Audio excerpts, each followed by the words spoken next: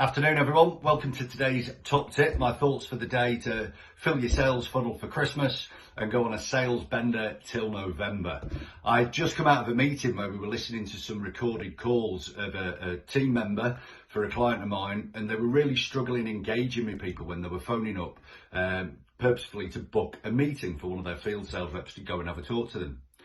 And what came to light to me was just how important every word that you use is. I'm not talking about scripting yourself, but just really think about how you're crafting your calls. So what was wrong was very simply one pronoun. One pronoun was changing everything at the beginning of that call.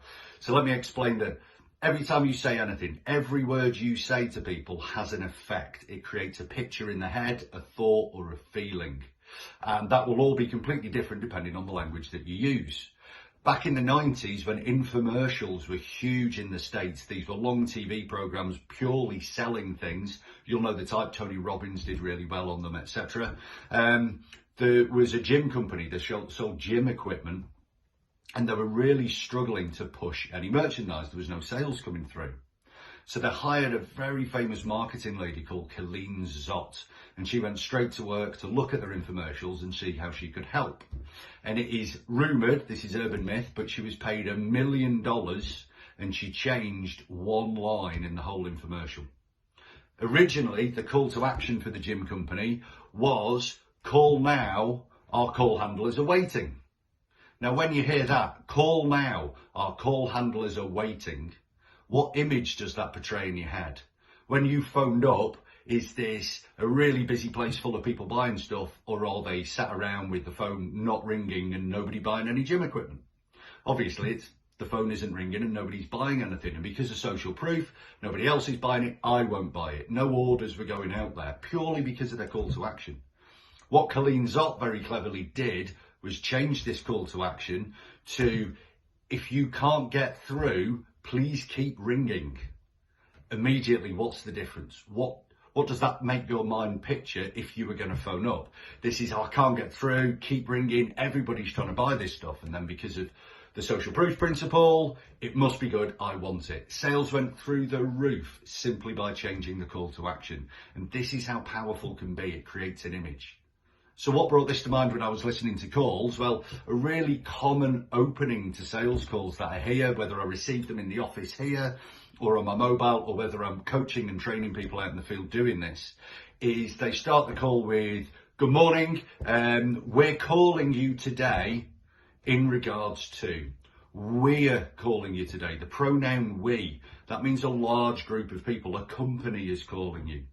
Immediately the connotation is, this isn't a very personal call, or this is just another bloody sales call. There's a sea of them in a warehouse like a call centre. We're calling you today. It's just a sales call. There's no value. It doesn't feel personal. And the fact that it's a call, they know that you're calling them. You're on the phone to them.